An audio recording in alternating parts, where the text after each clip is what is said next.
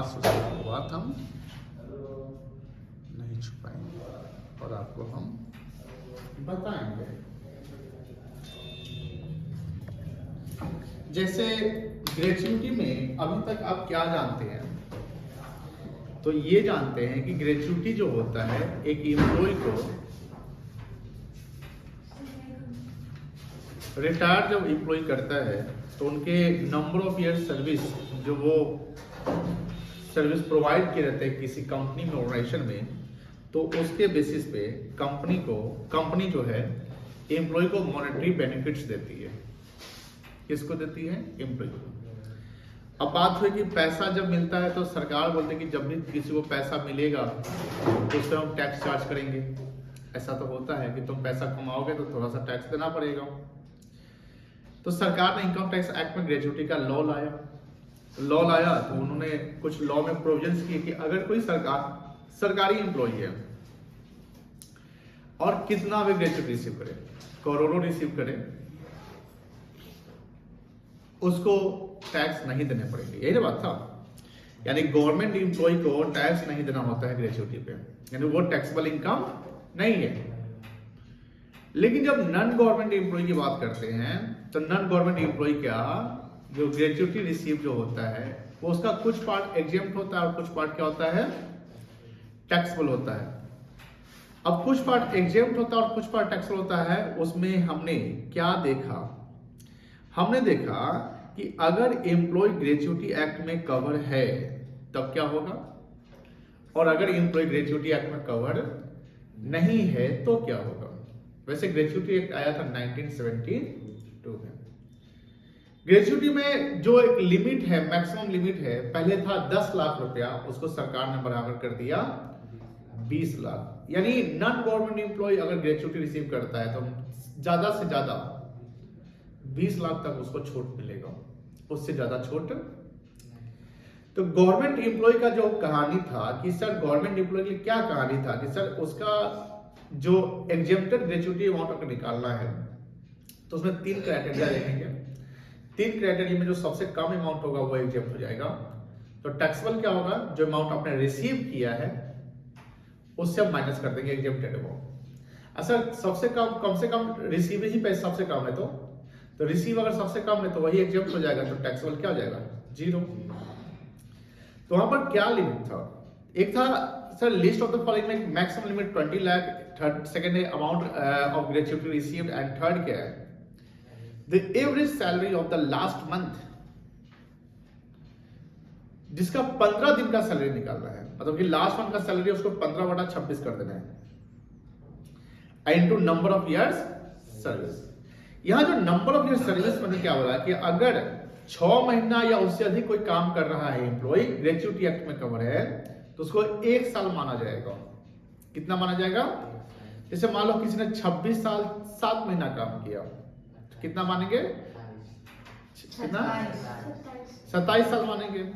25 साल 7 महीना काम किया तो 25 साल 4 महीना पर काम किया तो वो 25 ही माना जाएगा। अगर ये 6 महीने से कम अगर काम किया तो उसको हम 0 ईयर मानेंगे, यानी ईयर में कन्वर्ट करने पड़ेंगे। When the employed in the company for more than 6 months in any year,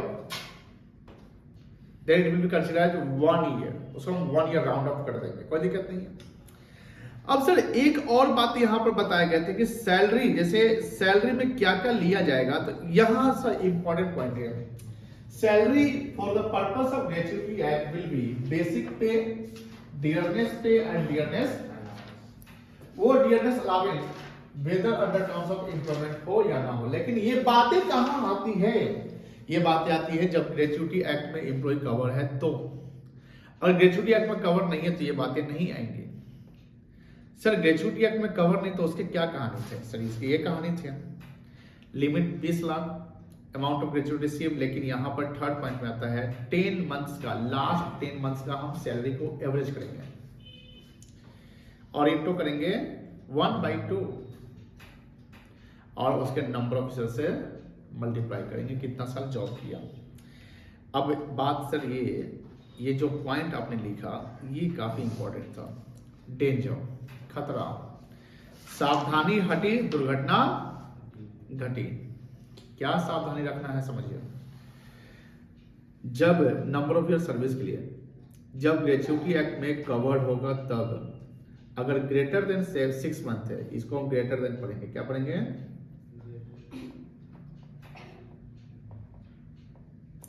greater than 6 month है तो उसको हम कितना कंसिडर करेंगे, 1 ईयर। जैसे 25 साल 7 महीना है तो उसको कितना मानेंगे, 26 साल। एवरेज 1 मंथ लास्ट का 15/26 मंथ करते हैं, कब कहाँ करते हैं, जब ग्रेच्युटी एक्ट में कवर होता है तब। अब सैलरी में क्या क्या लेंगे, बेसिक पे, डियरनेस पे और डियरनेस अलाउंस। लेकिन सर ये बातें ध्यान रखना है कि अगर ग्रेच्युटी एक्ट में नहीं कवर्ड है तब अगर ग्रेटर देन 6 मंथ्स है तो उसको हम यहां पर 1 साल नहीं मानेंगे, ये बात हम नहीं बताए थे। अगर ग्रेटर देन यानी 11 साल 9 महीना भी है, 11 साल 10 महीना है तो 11 साल ही मानेंगे। 6 महीना से भी अधिक किया तो उसको कितना मानेंगे, 0 मानेंगे। 6 महीना से अधिक किया तो क्या मानेंगे, 0। कब मानेंगे 0, जब ग्रेच्युटी एक्ट में कवर नहीं होगा तब। जैसे मान लो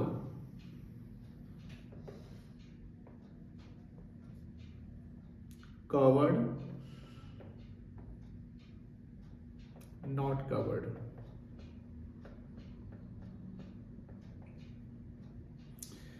यहां पर 25 साल 7 महीना काम किया, कितना साल होगा, 26 साल। वहीं 25 साल 7 महीना काम किया, कितना होगा, 25 साल होगा। यहां अगर मान लीजिए 25 साल 4 महीना काम किया, कितना होगा, 25 साल ही होगा। और यहां 25 साल 4 महीना काम किया तो भी कितना होगा। तो सर 6 महीने या 6 महीने से अधिक को 1 साल कहां मानेंगे, जब ग्रेच्युटी एक्ट में कवर होगा। सर 6 महीने या 6 महीने से अधिक को साल क्यों नहीं मानेंगे, कहां नहीं मानेंगे, जब ग्रेच्युटी एक्ट में कवर। तो पहला पॉइंट तो ये समझिए डिफरेंसेस, 3 डिफरेंसेस है। एक तो ईयर ऑफ सर्विस का आ गया, दूसरा कि सर एवरेज मंथ जब निकालेंगे तो 1/2 करना पड़ेगा, वहां कितना करना पड़ेगा, 15/26। एक और पॉइंट है कि सर वहां लास्ट मंथ का लेंगे, यहां 10 महीने का लेंगे एवरेज, ठीक है सर। और भी कुछ है, हाँ एक और चीज और है, सैलरी में वहां लेते हैं बेसिक पे, डियरनेस पे और डियरनेस अलावेंस। क्या लेते हैं, बेसिक पे, डियरनेस पे, डियरनेस अलावेंस। लेकिन लेकिन लेकिन यहां लेंगे basic pay, dearness pay and dearness allowance plus fix rate of commission. वहां कमीशन नहीं था, यहाँ कमीशन है। सर वहां डीए था, हाँ था, लेकिन यहां डीए कब होगा, जब अंडर टर्म्स ऑफ एम्प्लॉयमेंट होगा तब। ये भी बात याद रखना है, अगर under terms of employment DA नहीं है, मतलब डीए दिया हुआ है, डीए दिया हुआ लेकिन लिखता है it is not under terms of employment, तो अगर अंडर टर्म्स ऑफ एम्प्लॉयमेंट नहीं है तो डीए को नहीं लेंगे। रिटायरमेंट बेनिफिट्स है, ध्यान से पढ़ना है, सावधानी हटी दुर्घटना, सावधानी हटी दुर्घटना घटी। रजाई में बैठ के पढ़िएगा, एब्सेंट करिएगा तो नहीं होने वाला है। यात्री अपने सामान की रक्षा स्वयं करे, कभी देखे हैं। Sale of goods act 1930, sale of goods act 1930 में एक पॉइंट है, टॉपिक है, क्वाइड प्रो क्यू, नहीं क्वाइड प्रो क्यू नहीं, क्वाइड प्रो क्यू ही आई थी। वैसे इसका वो फ्रेंच मीनिंग है, मतलब कि सेल ऑफ गुड्स एक्ट में लिखा हुआ है लेट द बायर पे वेयर। इसका मतलब जानते हैं क्या होता है, क्या होता है मतलब, कैवेट एम्प्टर, जो खरीदार है उसको थोड़ा मतलब सतर्क रहना चाहिए। ये लैटिन वर्ड है caveat emptor, it is a Latin phrase that means let the buyer. तो यहां पढ़ाई, हां लॉ में लॉ में था, अच्छा हाँ याद था आप लोगों को, वेरी गुड। इसका अच्छा यहाँ पढ़ाई से क्या मतलब है, पढ़ाई से क्या मतलब है, मतलब हम लोगों के लाइफ से, हाँ ये पढ़ाई से क्या मतलब, इसका मतलब है कुछ। जब आप पढ़ाई कर रहे हैं तो स्टूडेंट को खुद केयरफुली पढ़ाई करना है। आप सब कुछ टीचर पर नहीं छोड़ सकते हैं कि टीचर जो पढ़ाएंगे क्लास हो गया, घर पर नहीं पढ़ेंगे तो भी चल जाएगा काम, नहीं, पढ़ने पड़ेंगे। एब्सेंट करेंगे तो आपके जाएंगे, समझ गया। चलिए आप रिवीजन नहीं करवाएंगे। अरे वाह, अगला लाइन तो आप बोलिए दिए। चलिए अब क्या क्या चीजें हैं थोड़ा सा माइंड में मेकअप करिए। देखिए गवर्नमेंट एम्प्लॉय का तो एग्जेम्प्ट होता है, तो जानते हैं आप गवर्नमेंट एम्प्लॉय का क्या होता है, एग्जेम्प्ट होता है। हम एक आपको समरी टाइप का बना देते हैं, यहाँ पर बनाते हैं, देखिए ध्यान से। ग्रेच्युटी का किसका बनाते हैं, रिवीजन नहीं करवाएंगे लेकिन पढ़ाई के साथ साथ रिवीजन चलिए रहा है, पहले वाली सब रिवाइज कराइए दे रहे हैं, तुम क्या पूछ जानोगी। ग्रेच्युटी, ग्रेच्युटी का स्पेलिंग बोलो तो पहले, ए इसको बोलने दो, GRATUITY। Very good.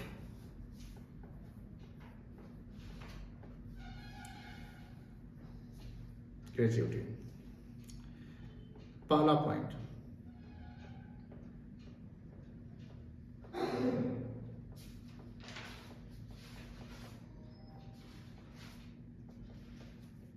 Government employ क्या होगा, एग्जाम हो जाएगा, बोलो हाँ। अच्छा इसका सेक्शन ऐसे क्या है पता है,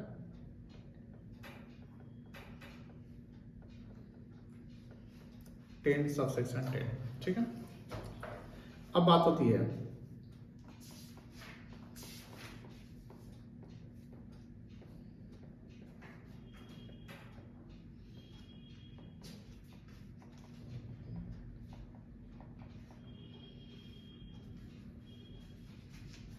नॉन गवर्नमेंट एम्प्लॉय की। यहां पर कहानी शुरू हो गई है, बोलो हाय ना। अब नॉन गवर्नमेंट एम्प्लॉय में पहला पॉइंट क्या है, कंडीशन 1, इफ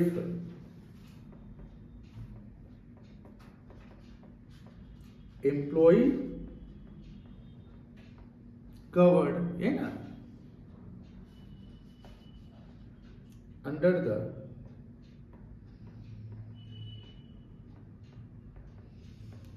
पेमेंट ऑफ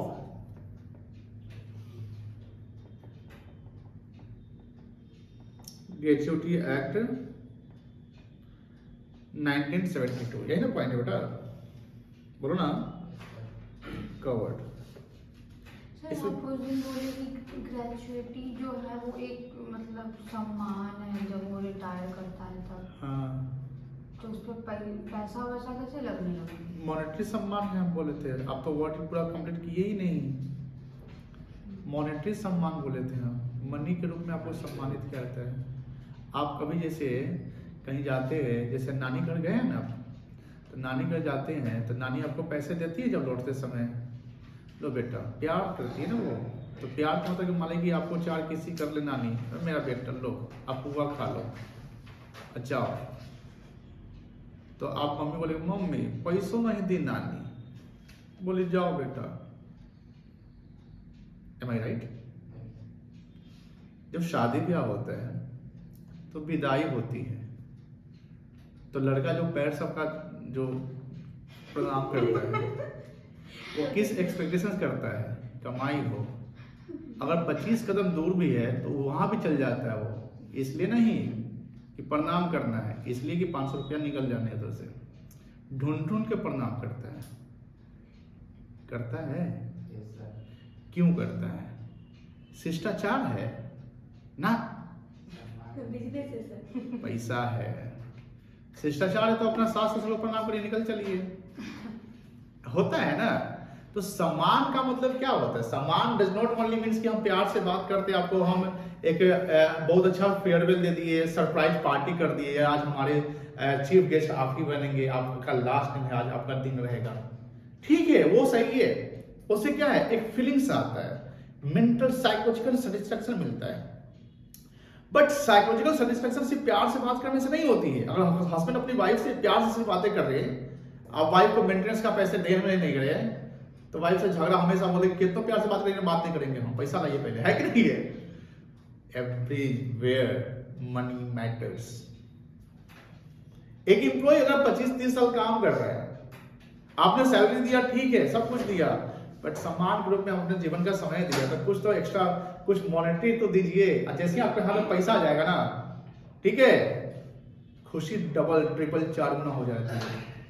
एक सैलरीड एम्प्लॉय का देखिएगा, 10 तारीख जब आता है, 5 तारीख से सैलरी आता है, तो सैलरी जैसे क्रिएट होता है तो क्या हो जाता है, अच्छा लगता है ना। तो ग्रेच्युटी का मतलब सम्मान होता है, बट वो सम्मान किस रूप में होगा, यहाँ पर मनी के रूप में। ग्रेटिट्यूअस एक वर्ड होता है, ग्रेटिट्यूअस का मतलब होता है कि आप किसी को प्रॉपर जेस्चर दे रहे हैं। जेस्चर समझते हैं, कहीं कहीं गेस्टर भी पढ़ा जाता है, GESTURE, जेस्चर। क्या होता है जेस्चर का मतलब? जेस्चर का मतलब होता है कि जब आपके यहाँ कोई आते हैं, या कोई आपके सीनियर या कोई भी पर्सन है, आप उनसे रिस्पेक्ट से जो बात करते हैं, दैट जेस्चर, उसको क्या बोलते हैं, जेस्चर। ठीक है, आप क्या बोल रहे थे, आप कुछ बोल रहे थे बीच में। मतलब ये जो रिटायरमेंट के, मतलब रिटायरमेंट का पैसा अलग, और ये जो मॉनेटरी जो मतलब ये हुआ, हाँ, ये वो एक अलग। ग्रेच्युटी रिटायरमेंट के समय ही मिलता है जनरली। मतलब कि कहीं ना कहीं कंपनी एक्सपैंड किया तो कैलकुलेट करके मिलते रहता है, वो डिपेंड करता है आपके सैलरी पे। अगर आपका बड़ा पोस्ट है तो ग्रेच्युटी ज्यादा मिलेगा। मतलब कि बहुत लोग पहले सुनते थे कि प्रोविडेंट फंड का पैसा मिलता है, जनरल टर्म में ये लोग बोलता है पीएफ का पैसा मिलता है, रिटायरमेंट में पेंशन मिलता है, यही ना ग्रेच्युटी मिलता है। ये भी मिलता है, लीव इन कैश में मिलते हैं, कुछ ऐसे चीज होते हैं जो मिलते हैं, लेकिन प्रैक्टिकली लोग, आम आदमी सब बात ऐसे नहीं करते। उनका आप सैलरी शीट देखिए, जब रिटायरमेंट होता है तो डॉक्यूमेंट बनता होगा ना, उनको पेमेंट करने का कोई कागज बनता होगा ना, आप उनको उसको देखिए, आप पढ़िएगा तो उसमें लिख जाएगा हाँ ग्रेच्युटी का पैसा इतना मिला है। बट ग्रेच्युटी हर साल हर महीने नहीं मिलता है। ग्रेच्युटी वन टाइम है, and when you retire from the company. अब बोलो सर आपने जीवन में 4 कंपनी में ज्वाइन किए तो हो सकता है, तो नहीं, तो 4 का मालिक किसी कंपनी में आप 16 साल जॉब किए तो 16 साल का जॉब आपको ग्रेच्युटी देकर निकल देगा। सर अगर अपने मन से किसी जॉब को छोड़ेंगे तो ग्रेच्युटी डिपेंड करता है आप कितने साल जॉब किए, वहां भी मिल सकते हैं। रिट्रेंच करते हैं वहां मिल जाएगा, डिपेंड करते हैं। सर तो ये रिटायरमेंट का पैसा अलग और ग्रेच्युटी का पैसा अलग। रिटायरमेंट में का पैसा क्या होता है, रिटायरमेंट का पैसा, रिटायर करे तो उसमें जो पैसा मिला वो किसी चीज का पैसा होगा ना। जैसे रिटायर तो पीएफ का पैसा मिलता है, तो क्या कहलाएगा, रिटायरमेंट का बेनिफिट है क्या, रिटायर तो पीएफ का पैसा हो। रिटायरमेंट का कोई पैसा कैसे होता है, रिटायरमेंट के समय में आपका किस तरीके से पैसा, किस फंड से पैसा आया कि हाँ पीएफ का कट रहा था, पीएफ का मिल रहा है। रिटायर करते हो हम ओल्ड एज में आ गए, चलो ठीक है पेंशन मिलेगा, तो पेंशन का पैसा ना हुआ। When you get pension, when the employ get pension, when employ retire from the company, आप ड्यूरिंग द सर्विस आप पेंशन लेंगे नहीं, तो पेंशन क्या हो गया, रिटायरमेंट बेनिफिट्स हो गए। प्रोविडेंट फंड का पैसा कब मिलता है, हाँ उसका पैसा आप during the year of service आप पैसा विड्रॉ कर सकते हैं, उसके लिमिट होते हैं। चलिए यहाँ देखिए पहले, if employ cover under the payment of gratuity act 1972, यही ना पहला कंडीशन था, नॉन गवर्नमेंट एम्प्लॉय। इसमें क्या क्या चीज याद रखना है, ध्यान रखिएगा। पहले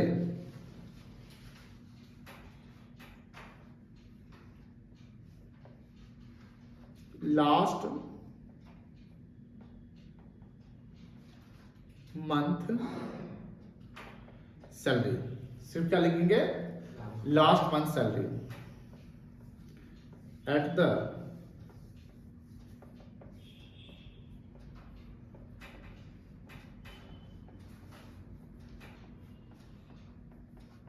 टाइम ऑफ रिटायरमेंट। दूसरा क्या लिखेंगे, जैसे number of years service when work for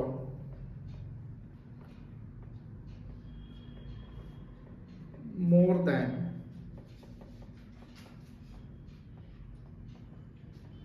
6 months, it will be considered as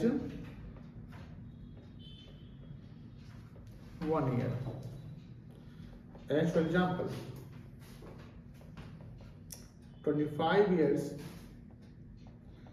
7 months कितना कहलाएगा, 26 साल।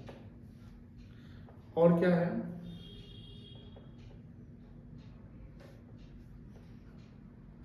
एवरेज सैलरी निकालेंगे, कैसे निकलेगा, salary into 15/26।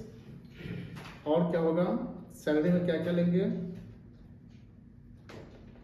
Salary means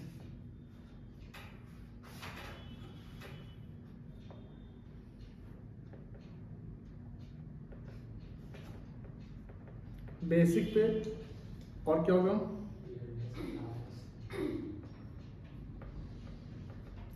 dearness पे, और dearness allowance.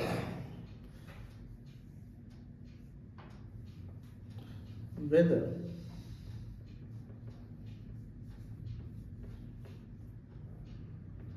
under terms of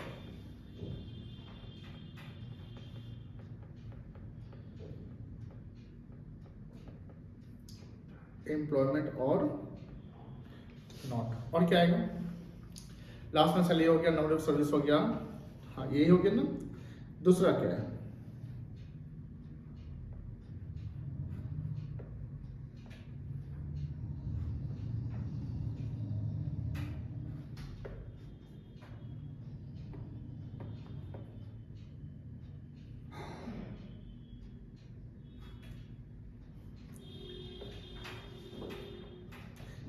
if employee cover के not covered,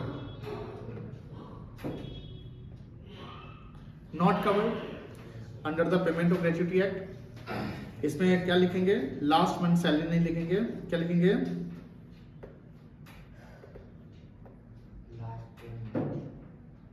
yes last 10 months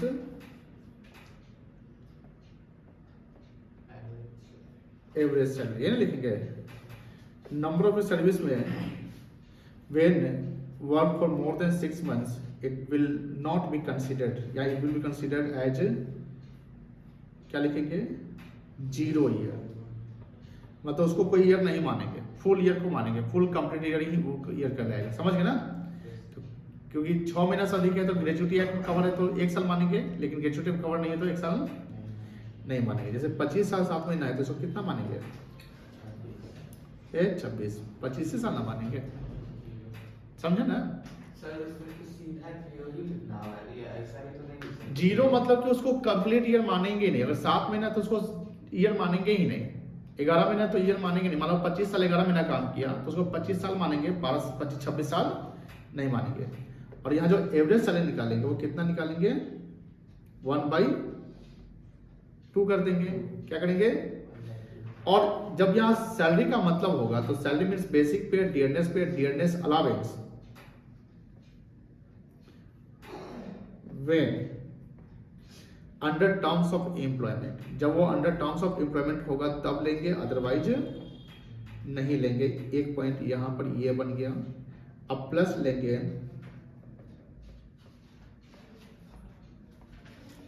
fix rate of commission, वहां कमीशन नहीं था, यहां पर क्या आ जाएगा, कमीशन आ जाएगा, कोई दिक्कत नहीं है। अब आइए एग्जांपल 5 पे।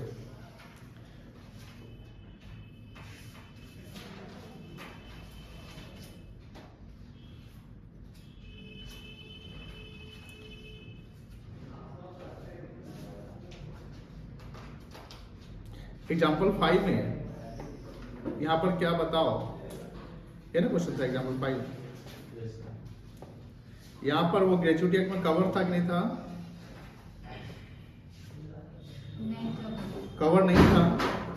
तो यहाँ पर बेसिक पे कितना है, 24,000, बेसिक सैलरी 24,960। डीए का क्या लिखा हुआ है, अंडर टर्म्स ऑफ एग्रीमेंट दिया हुआ है, नहीं ना दिया हुआ है, तो डीए यहाँ पर कंसीडर नहीं करेंगे, ठीक है। सैलरी हम निकाल लिए थे 5-5 महीने का, कल निकाले थे ना, तो एवरेज सैलरी कितना आ गया था,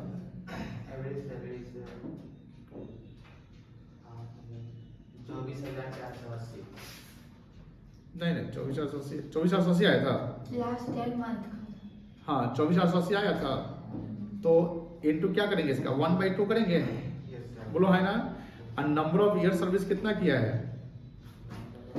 34 साल 8 महीना, कितना मानेंगे 34 मानेंगे 35 मानेंगे 34 ही ना मानेंगे, ग्रेजुएट को कवर कहाँ है, इनटू क्या करेंगे 34। अब बताओ कितना आएगा 4,16,160 आ जाएगा ये, उसको करेक्ट कर लोगे, करेक्ट कर लीजिएगा। सर ये इसमें डियरनेस अलाउंस क्यों नहीं आया? अंडर टर्म्स ऑफ एम्प्लॉयमेंट नहीं है इसलिए नहीं आया है। बना दे क्या ये, हाँ बना दे, करेक्ट कर लिए, ठीक आगे बढ़े चलो।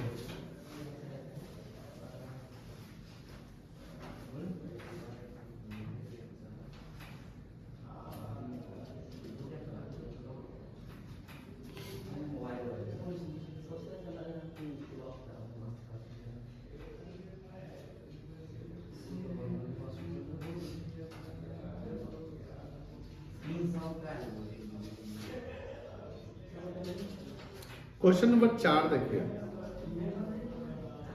पहले देख के बताइए क्या बन सकता है। क्वेश्चन 4 राजा कमल,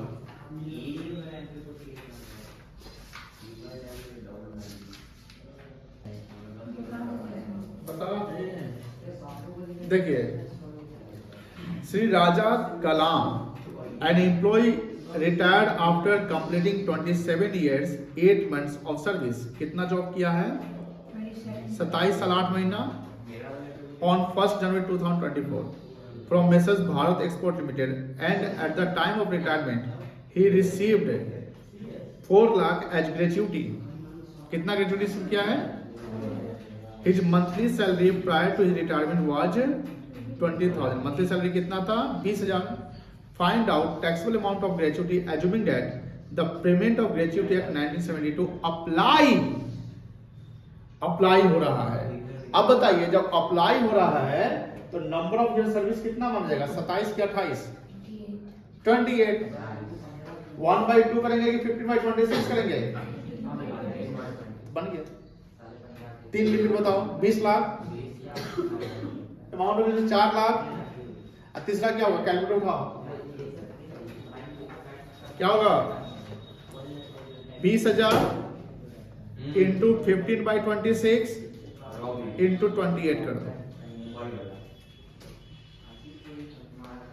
258,461 हाँ सर कितना बड़ा 12 डिवाइडेड बाय 26 या 5 20,000 इंटू 15/26 इंटू 28।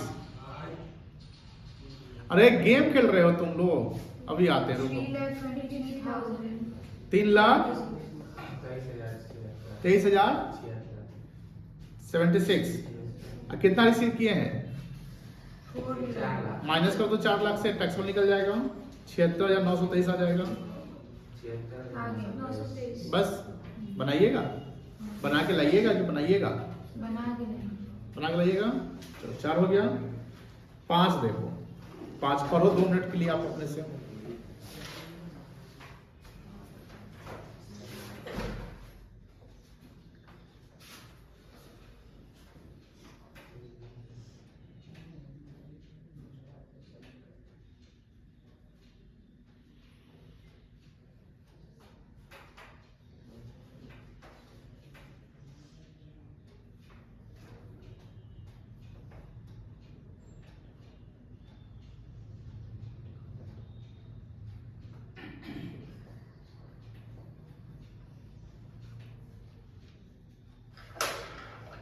बताओ यहाँ एवरेज सैलरी कितना लेंगे, बताओ 3 को सैलरी दिया हुआ है, वेरी गुड। 15 क्यों लेगा, पिछला 10 महीने का सैलरी तो 15,000 बन रहा है। ग्रेजुएट कवर है कि नहीं कवर है, ना नहीं कवर है तो क्या फॉर्मूला बनेगा 15,000 इंटू 42 करो,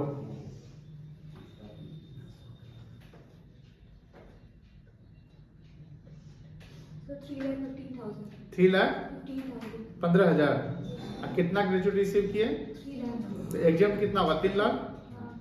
सबसे कम तो 3 लाख ही ना। आपने 3 लाख रिसीव किया लेकिन बना कितना? 3,15,000। तो एग्जाम हो गया पूरा 3 लाख। टैक्सेबल क्या हो जाएगा? 0। कैसे होगा?